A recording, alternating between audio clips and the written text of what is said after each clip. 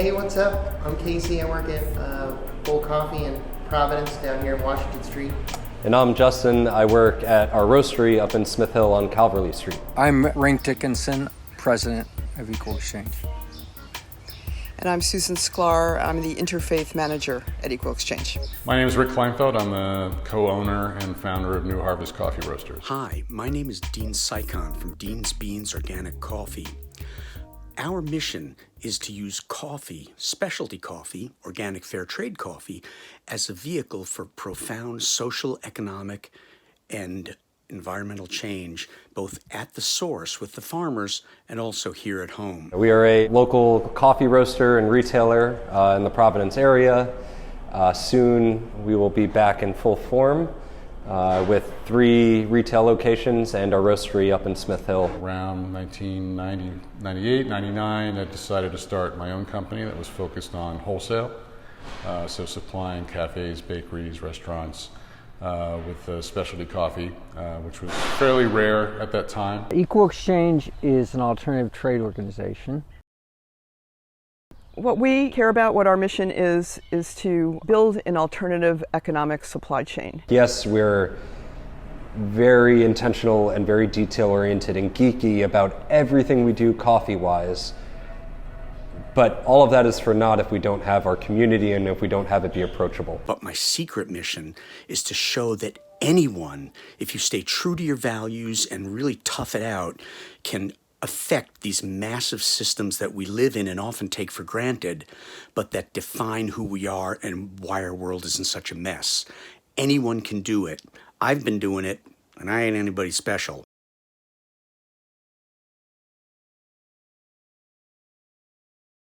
The basic impetus of the Source Direct program is that we visit small farms in Central and South America, focusing on 4 countries: Honduras, Guatemala, Costa Rica, and Colombia.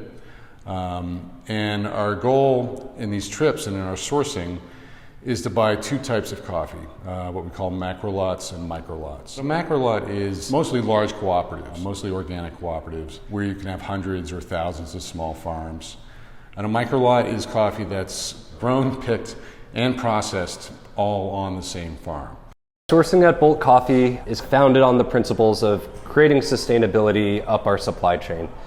So we are purchasing coffees from repeat producers year on year when available, as well as participating in municipality kind of more macro lots of coffee that help generate economic growth for the communities that we're purchasing from. Everything we do is based on this chain between consumers and farmers. I think people are very familiar with that, like on a local level.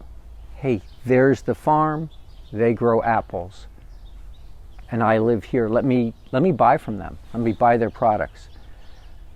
It gets much harder when you do that nationally and really hard internationally. Some of our, kind of longtime producing partners are coming from the Santa Barbara region of Honduras and the Nariño region of Colombia. But we are also sourcing from East Africa, from Ethiopia and Kenya and Rwanda more recently, as well as countries in the Americas like Ecuador and Mexico and Guatemala. One thing about specialty coffee is that the really great coffee in micro lots tends to be at the top of the mountain, at the highest altitudes. But there are growers all the way down to the bottom of the mountain who need to sell their coffee as well.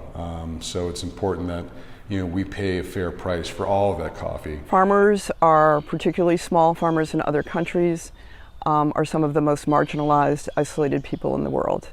They do not have access to markets. So when Equal Exchange started, the idea was to help to give them resources. These are all small business people. And help them gain the resources to stay on the land, provide for their families, plan for the future, and all of these things. We work with the farmers to identify their development priorities, and then we work with them to create and design programs that are going to address these priorities, whether it's clean water, women's education, loan funds, reforestation, whatever their highest priorities are. We work with them to achieve that goal by creating programs that we then fund from our sales. Individual growers don't have the resources to process their own coffee. There's a lot of processing. Coffee essentially is a fruit, so you need to remove the fruit, you need to remove the mucilage, which is the sort of fruity matter that's stuck to the bean. Then you have to ferment the coffee to remove any of the fruit that remains. Then you have to dry the coffee, and then you have to mill the coffee. So there's a ton of steps in between picking the coffee and getting the green coffee that we roast. We've always kind of felt a tremendous responsibility, especially being kind of the final leg of a supply chain. You know, a farmer can produce an incredible crop that could be processed by the mill perfectly. It can then arrive at a roastery and be roasted really well by myself, hopefully.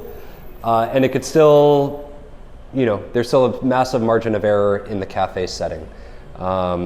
You know, all of that hard work could be for naught if we're not taking accountability and a seriousness and professionalism in what we're doing.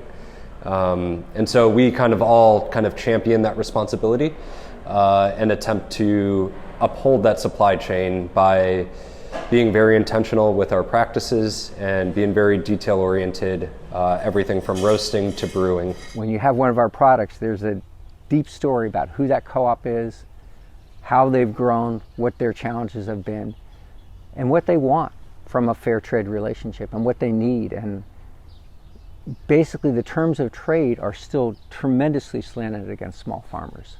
So even with the success Equal Exchange has had and the support we've given folks, it's not even, you know, it's just enough to get started. We need to dramatically increase that. Growing coffee is an incredibly risky proposition, especially if you don't have a dedicated buyer like New Harvest. And most farmers don't. And New Harvest is not unique in this respect. There are a lot of roasters who do this. Bolt does it, Borealis does it, in terms of developing relationships with small farms.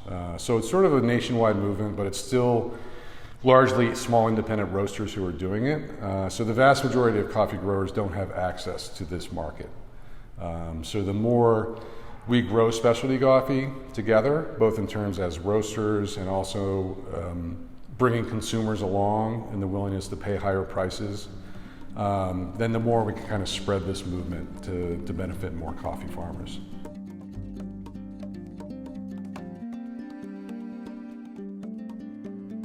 Another piece which we haven't talked about is the environmental piece. A big part of our mission and what we do is when we work with farmers who are growing a number of different products, we ask them to be organic and to use sustainable methods. We have a number of producers who are working with organic practices or biodynamic practices that are just at such a kind of individual level that they don't have access to affording that certification. Many of them are doing that already or want to do that. They don't want to be sprayed with toxic pesticides or be exposed to toxic fertilizers. We are not a certified organic roastery, and we are not necessarily purchasing certified organic coffees. That can sound disheartening, but the reality of the organic certification is unfortunately one of privilege. And there are many producing partners who we work with that just can't necessarily afford to bring the fair trade organization or organic certifiers out to their farm. They're very happy to refrain from using those methods and also to be good stewards of the earth. To me, it's not so important to have that certification. I think it's more important to sort of have the integrity and the follow through to be able to transparently show that our work is benefiting coffee growers because we're paying a premium price and we're creating a premium product that creates a market for that coffee. And I love fair trade, but it's only a minimum. We've got to do more.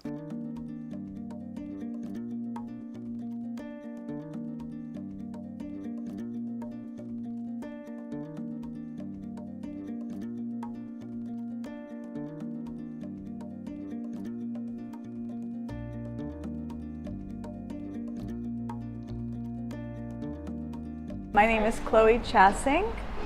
I'm a worker owner here at White Electric Coffee, Cups Cooperative. My name is Danny Cordova. I am a worker owner here at White Electric Coffee.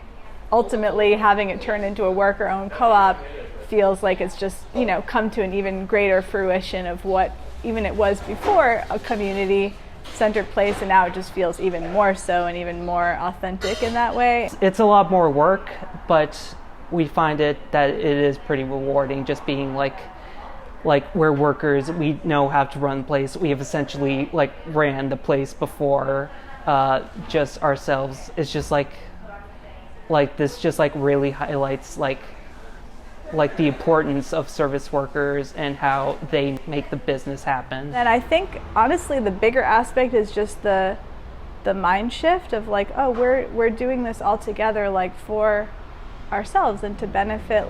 None of us is going to get rich. There's no way any of us is going to get rich, but we're actually feel really good about that.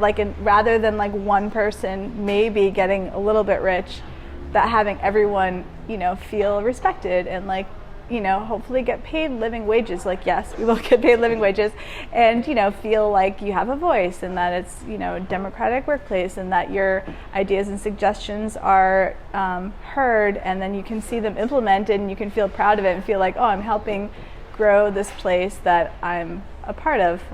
We ourselves are structured as a co-op, Equal Exchange. We have about 130 members. We've always been structured that way. We work with farmer co-ops, we work with food co-ops, and we work with congregations. People who are individuals obviously can support us as well.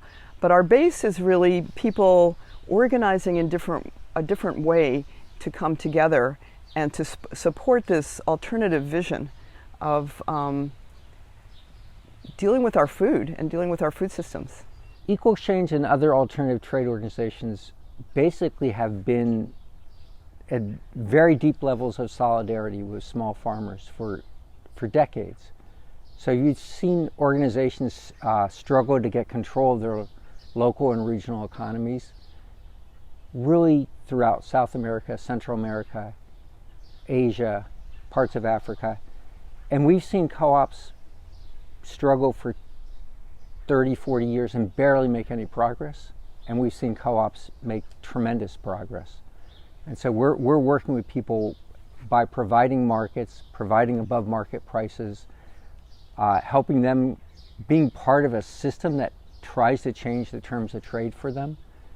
And so, yeah, there's literally hundreds of democratic co-ops of producers out there, and many of them have had tremendous success and others real challenges still.